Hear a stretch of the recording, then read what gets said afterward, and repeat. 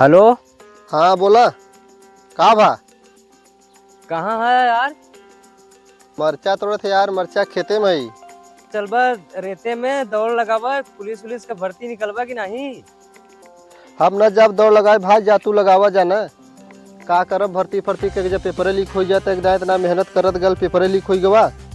अब तू जा जोन तो करे को भाई, हम देखा पेपर ऊपर देवे न जब न दौड़े लगाओ जब बहुत हो गवा। का?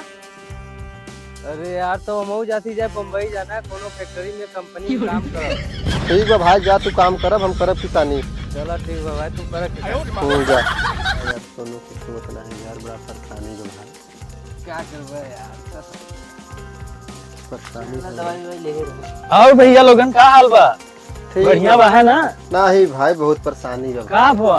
अरे भाई का बताई, बड़ा परेशानी चलता, लड़कन बीमार है ना, और सुई दवाई करवाने में पैसा खर्चा होता, उन्होंने ऐसे होता है, बहुत तकलीफ, जिंदगी ना ऐसे ही चलता भाई, बहुत गरीबी बा। अरे का करबे, ई सुख और दुख एक दूसरे का पूरक है, समझ नहीं?